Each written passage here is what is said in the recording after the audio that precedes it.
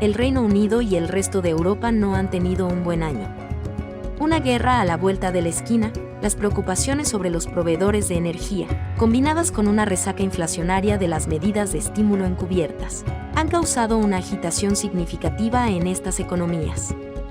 A nivel individual, los ciudadanos enfrentan un costo de vida mientras las cadenas de suministro aún se tambalean, y los aumentos de las tasas de interés, diseñados para mantener la inflación a raya, están aumentando los pagos de las hipotecas hasta el doble de lo que eran en el punto álgido de la pandemia.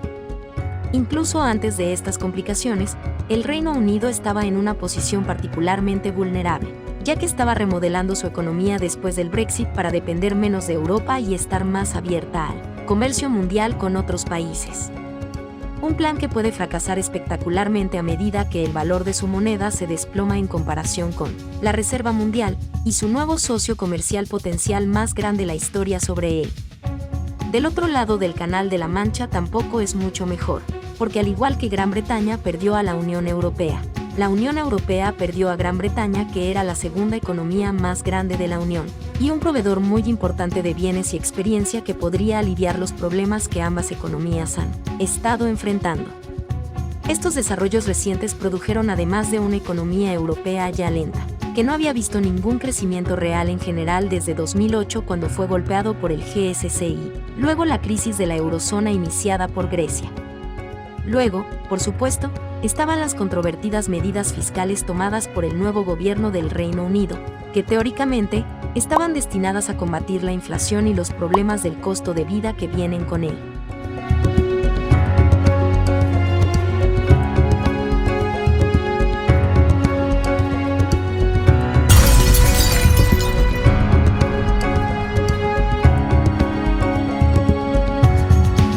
Pero como cualquier estudiante de economía de nivel secundario podría haberle dicho, fueron tan efectivos para apagar la hoguera inflacionaria como un balde de gasolina.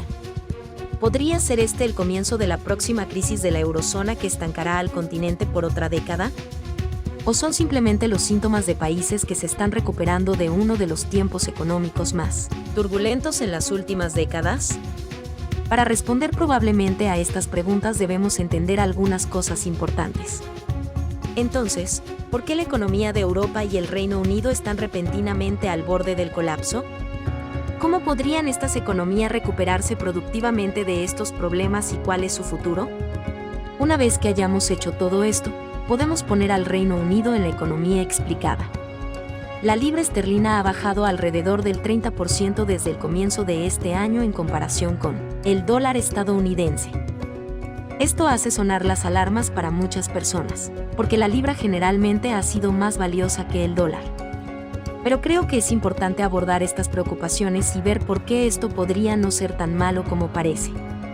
Que lo hemos visto antes, que los valores de las monedas por sí solos no significan nada por sí mismos. El yen japonés vale menos de una centésima parte de un dólar estadounidense, pero eso no significa que Japón sea un estado fallido. Y el dinar Kuwait vale más de 3 veces más que un dólar estadounidense, y eso no significa que Kuwait sea una superpotencia económica. La libra esterlina ha estado perdiendo valor durante décadas, principalmente porque la inflación en el Reino Unido ha sido consistentemente más alta que la inflación en los Estados Unidos. Las personas ganan salarios nominales más bajos en el Reino Unido y las cosas tienen precios nominales más bajos, pero cuando se convierten a dólares estadounidenses, se han mantenido más o menos en línea entre sí. A veces esto puede ser realmente bueno. Tener una moneda cercana a la paridad con dólares estadounidenses hace que el comercio y el turismo sean más fáciles porque las personas no tienen que hacer cálculos mentales para todos sus gastos. Otra razón para la caída lenta de la libra es que menos instituciones se aferran a ellas como una reserva de valor, como el dólar estadounidense al alza, el yen, más recientemente, el euro y el yuan han ganado importancia porque son las monedas que se utilizan en economías globales más grandes que el Reino Unido. Si una moneda se mantiene como reserva establecida por los gobiernos y las grandes instituciones financieras, su valor será mayor de lo que se puede usar como un mecanismo de cambio dentro de una economía. Ya que estas instituciones dejaron de depender de las libras, la moneda se negoció en los mercados de divisas y la oferta y la demanda hicieron todo lo demás. Otro factor importante es que muchos inversores se han sentido inquietos por la perspectiva de una recesión causada por las resacas de los bloqueos encubiertos, inflación y tasas de interés récord, y la mayoría de los bancos centrales aumentan para combatir esa inflación. Si los inversores temen una recesión, venderán sus activos y obtendrán tanta liquidez como puedan para estar listos para comprar más activos cuando sientan que los mercados han tocado fondo. El mejor tipo de moneda para mantener y para hacer inversiones futuras son los dólares estadounidenses, porque Estados Unidos tiene la mayor inversión de mercados en el mundo. La libra ha caído significativamente frente al dólar antes, más recientemente en 2008, al comienzo de la crisis financiera mundial, por prácticamente las mismas razones por las que no es tan recordado, porque eran problemas más grandes en el mundo en ese momento. Quizás la forma más fácil de ver que esta caída en el valor no se debe necesariamente a una debilidad en la economía británica, sino más bien una fortaleza relativa en la economía estadounidense, es darse cuenta de que la mayoría de las principales monedas han caído en relación con el dólar estadounidense en una cantidad significativa este año. Una de las ventajas de tener una moneda de libre flotación es que actúa como un amortiguador económico global. Aunque una libra en euro abarata especialmente a los estadounidenses el ir de vacaciones a Europa, o comprar exportaciones británicas, o incluso realizar inversiones en estas economías. Todo lo cual ayudará a suavizar el golpe que las economías están recibiendo en este momento. Uno de los grandes problemas de la crisis original de la eurozona fue que Grecia, Italia y Portugal tenían problemas de deuda, pero usan el euro, lo que significó que las naciones económicas, en particular Alemania y Francia, mantuvieran alto el valor de su moneda y detuvieran el despliegue de esta bolsa de aire económica natural. Pero eso no significa que esto no pueda convertirse en la próxima crisis de la eurozona. A pesar de la caída en el valor del euro y la libra esterlina, es fácil de explicar e incluso tiene algunos efectos secundarios beneficiosos. Todavía no es una buena señal de la salud general en estas economías. El Reino Unido en particular enfrenta muchos de los mismos problemas que exploramos en nuestro video Brexit el año pasado, solo que ahora tienen todos empeorar. La forma a largo plazo del Brexit aún no está clara. El país aún se está recuperando de la pandemia y los consumidores, así como los inversores, en promedio, evitarán realizar compras importantes hasta que tengan una visión más clara de qué esperar en el futuro. De hecho, Goldman Sachs informa que la cartera clásica 60-40 de acciones y bonos que se dedican al método de inversión durante décadas ha perdido alrededor del 20% este año. No es de extrañar, cuando el mercado es tan volátil que el 99% de las acciones perdió valor en un solo día el mes pasado. Como resultado, Goldman dice que las carteras deben arreglarse y reequilibrarse antes de que sea demasiado tarde. Dicen que la asignación ideal para las acciones se ha reducido del 60% a alrededor del 45%. Entonces, ¿qué recomiendan hacer con esa diferencia para salvar sus retornos robados? Invierta en activos reales como FanArts. Goldman dice que FanArt puede proteger su poder adquisitivo en condiciones como estas y los datos de Morgan Stanley respaldan este punto. Informan que la pieza promedio se vende por 26 veces más en una subasta en comparación con esta vez el año pasado. Eso es a través de la turbulencia de la primera mitad de 2022, cuando el S&P 500 perdió 20.6% sobre $9 billones. La diferencia, entonces, es asombrosa y realmente emocionante para los inversores que buscan recuperar algunas pérdidas históricas. Como respuesta a su invasión, a Rusia se le ha impuesto una serie de sanciones económicas que fueron diseñadas para reducir su capacidad de luchar en una guerra sostenida y dañar su economía interna, por lo que aumentaría la presión para poner fin a la invasión. Pero los problemas económicos en el Reino Unido y Europa están comenzando a hacer que parezca que estas sanciones están fracasando y la gente está empezando a cuestionar si quizás Europa necesitaba a Rusia más de lo que Rusia necesitaba a Europa. Las sanciones económicas son como el equivalente geopolítico de la radioterapia. Restringir el comercio y los flujos de divisas y perjudica a todas las economías. Pero se hace con la esperanza de dañar más a la economía, que es el objetivo de las sanciones que las economías que las imponen, y eso es lo que está pasando aquí. Rusia está sufriendo por estas sanciones mucho más que cualquier otra economía. Simplemente no lo vemos tan directamente porque el país está efectivamente aislado del mundo exterior y los medios que pueden operar en el país son efectivamente solo portavoces estatales. Pero Rusia se merece estos problemas y no hace que las dificultades económicas locales sean menos reales. El Reino Unido tenía específicamente muchas industrias de servicios financieros de muy alto nivel construidas, en torno al trabajo con personas adineradas de Rusia. Londres siempre fue visto como un lugar seguro para que los rusos guardaran su dinero, razón por la cual la ciudad está llena de casas adosadas multimillonarias propiedad de los oligarcas rusos. Podría decirse que estas industrias fueron negativas para la sociedad a largo plazo, pero para la economía en este momento hay cientos de empresas e innumerables trabajadores que dependían directamente del dinero ruso, que ya no existe al llegar al país. Por supuesto, este problema no es tan importante o fácil de simpatizar como el impacto que han sentido los precios regulares de los alimentos y la energía que los ciudadanos del Reino Unido han sentido. Es comprensible entonces que el gobierno británico quisiera ofrecer asistencia a estos hogares para ayudarlos a superar este momento difícil. Pero la forma en que lo hicieron fue un completo fracaso de la economía básica. El nuevo primer ministro británico asumió el cargo en un momento difícil y el primer punto de los negocios estaba ayudando a los hogares a lidiar con una inflación récord. Este es un problema excepcionalmente difícil de manejar para los gobiernos porque la inflación es causada por tener demasiada demanda, en una economía donde no hay suficiente oferta de bienes y servicios o alguna combinación de ambos. Lo que significa que las personas tienen que competir entre sí por suministros limitados que impulsan que los precios suban. Los gobiernos y los bancos centrales realmente solo tienen control directo sobre el lado de la demanda de esta ecuación. En economías avanzadas como el Reino Unido y todos los países de Europa, la gran mayoría de los servicios y prácticamente todos los bienes son proporcionados por el sector privado.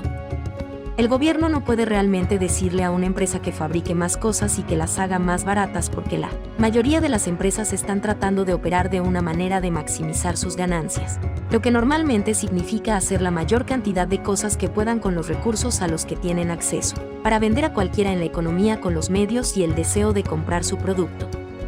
En lenguaje sencillo, ya están haciendo todo lo posible para hacerlo. Exactamente lo que el gobierno podría dar a estas empresas es dinero para expandir sus operaciones. Pero ese es un proceso lento. Puede llevar años construir instalaciones y capacitar personal para aumentar la producción. También plantea algunas preguntas sobre qué empresas obtienen este dinero y qué empresas no lo hacen. El gobierno quiere que se le devuelva este dinero y qué sucede si las nuevas instalaciones comienzan a producir bienes después de que los proveedores se resolvieron naturalmente. Es posible, pero normalmente es muy complicado. Las herramientas a su disposición se centran en la demanda. Este es un problema para el Reino Unido porque la forma correcta en que el gobierno puede lidiar con la alta inflación en una economía es reducir el gasto y aumentar los impuestos. Esto reduce la cantidad de salario neto para el trabajador promedio, lo que significa que la economía en su conjunto tiene menos poder adquisitivo, por lo que la demanda total cae y las empresas se ven obligadas a reducir sus precios para atraer clientes. Esta es una postura difícil y políticamente impopular para un gobierno, incluso cuando la economía está funcionando muy bien. Pero es mucho más difícil de hacer cuando una economía está al borde de la posición de arresto al promulgar este control. La política fiscal reaccionaria lo llevaría al límite. Ahora, como probablemente sepa, el gobierno británico trató de hacer exactamente lo contrario. Implementó un plan para reducir los impuestos y, al mismo tiempo, ofreció subsidios para combatir la crisis del costo de vida. Existe el argumento de que la reducción de impuestos aumentará el salario neto de las personas, lo que les ayudará a lidiar con la crisis del costo de vida que el país ha estado experimentando. Pero es un mal argumento que aumentar los ingresos de los hogares a través de recortes de impuestos solo exacerban los aumentos de precios porque ahora hay más libras compitiendo por la misma cantidad de cosas. Lo que es peor es que los recortes de impuestos benefician desproporcionadamente a las personas con mayores ingresos porque son los que pagan tasas de impuestos más altas, pero no son los que están luchando con precios más altos de alimentos y energía. Cualquier economista podría decirles a los formuladores de políticas que esto es economía de alto nivel, lo que significa que el gobierno estaba tan mal administrado que ni siquiera se molestaron en preguntar. O sabían y no les importaba, porque los recortes de impuestos eran algo que pensaban que sería políticamente popular.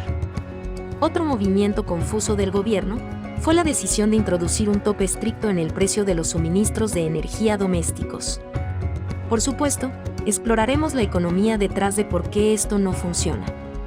Pero antes de eso, creo que es importante aplicar un poco de sentido común para demostrar que esto no es una buena idea. El Reino Unido se enfrenta a una alta inflación, particularmente con el aumento de los costos de energía, y la solución del gobierno fue prohibir estos costos de energía. Si esto pudiera funcionar, ¿por qué no prohibirían simplemente los aumentos de precios en todos los sectores? Es porque no funciona, al menos no sin mayores efectos. Si una empresa no puede cobrar la tasa de mercado por un artículo, naturalmente reducirá la cantidad de ese artículo que está produciendo. Si el máximo obligatorio y el precio mínimo no es rentable, no producirán nada de ese artículo en absoluto. Los suministros de energía compran paquetes de energía de los productores que todavía necesitan comprar gas, natural o petróleo costosos para generar electricidad. Las energías renovables pueden ayudar, pero no pueden proporcionar toda la energía que se exige, especialmente si estos precios reducidos artificialmente normalmente dan como resultado una escasez de productos y un mercado negro de bienes que es más caro que si el mercado se quedara solo. Pero es muy difícil vender electricidad en el mercado negro. A menos que el gobierno lo controle cuidadosamente, la necesidad de subsidiar directamente esta brecha de precios pagando a los proveedores el dinero que necesitan para seguir produciendo electricidad. De manera tan efectiva, esto se ha convertido en otra medida de estímulo. La disminución de la confianza que las organizaciones internacionales tenían en el Reino Unido se hizo añicos por estos anuncios de políticas. Y el consenso común entre los altos economistas de perfil era que este era el tipo de formulación de políticas que cabría esperar de una economía subdesarrollada con un liderazgo inestable. La estabilidad y la confianza son cruciales para la prosperidad a largo plazo de cualquier economía, especialmente una que está lidiando con dificultades económicas. Si las personas no tienen confianza en el liderazgo de una economía, será menos probable que quieran invertir en esa economía. Es menos probable que establezcan relaciones comerciales. Será menos probable que los ciudadanos quieran iniciar una carrera y comprar casas y crear valor en una economía que podría colapsar en cualquier momento debido a una mala gestión. Si ha prestado atención a esto, es probable que sepa que hace 2 semanas el Banco de Inglaterra tuvo que intervenir para salvar el mercado de bonos del gobierno británico. El mercado estaba en caída libre porque el Banco Central, el gobierno y los fondos de pensiones británicos estaban tratando de vender bonos del gobierno en el mercado abierto al mismo tiempo. Que el gobierno estaba tratando de vender bonos para recaudar dinero para ayudar a compensar sus recortes de impuesto y otros estímulos, el Banco Central estaba tratando de vender bonos para sacar la mayor cantidad de dinero posible de la circulación para reducir la inflación, y los fondos de pensiones estaban tratando de vender bonos para obtener efectivo para cubrir los préstamos de inversión que habían obtenido. Si todos estaban vendiendo algo y nadie lo está comprando, el precio cae. Y si el precio de los bonos del gobierno británico cae, al mismo tiempo hace que sea más costoso para el gobierno británico pedir dinero prestado y hace que parezca que el país está en quiebra. El Banco de Inglaterra finalmente tuvo que revertir el rumbo y comenzar a comprar estos bonos para evitar un colapso total en este mercado. La cobertura de noticias generales ha hecho que el Banco Central británico suene como un héroe que llega en el último segundo para salvar a la economía de un colapso seguro. Pero ese es solo su trabajo. Son ante todo el prestamista de último recurso para evitar que la economía se meta en demasiados problemas. Así que el Banco de Inglaterra hizo su trabajo. Pero el hecho es que necesitaba tirar del paracaídas sobre lo que normalmente se consideraba una economía increíblemente estable. La economía avanzada está preocupando mucho a mucha gente, porque el país está al menos en una posición más fuerte que la de Grecia en 2011. Pero si la confianza y la economía se evaporan, esa posición puede cambiar muy rápidamente. Nadie puede predecir el futuro y menos los economistas. Pero cuando hablamos de la posibilidad de otra crisis de la eurozona, creo que es muy importante recordar que muchas de estas economías aún no se han recuperado de la crisis original. Por lo que es muy probable que otro periodo de gran turbulencia económica frene el crecimiento en el futuro previsible. Ahora hemos hablado mucho sobre los valores de la toma de decisiones económicas del gobierno, pero es fácil criticar desde el margen. Entonces, ¿cuáles son las mejores alternativas? El gobierno se encuentra en una posición difícil, sin duda. Pero lo primero que aprenderá sobre las situaciones de emergencia es que tenemos que ayudarnos a nosotros mismos, antes de poder ayudar a alguien más. Lo mejor que puede hacer el gobierno británico en este momento sería recuperar el valor de su moneda y lidiar con la inflación. Las recesiones son malas, pero se pueden manejar. El Reino Unido tiene muchas industrias resilientes que sin duda sufrirían durante una recesión, pero sufrirán mucho más si la inflación de 2 dígitos persiste si el gobierno promulgara una política fiscal contractiva, ya que gravar más y gastar menos junto con la propia política monetaria contractiva del Banco de Inglaterra, elevando las tasas de interés y sacando efectivo de circulación enviaría un mensaje muy fuerte a la economía global, al mismo tiempo que aumentaría el valor de la libra.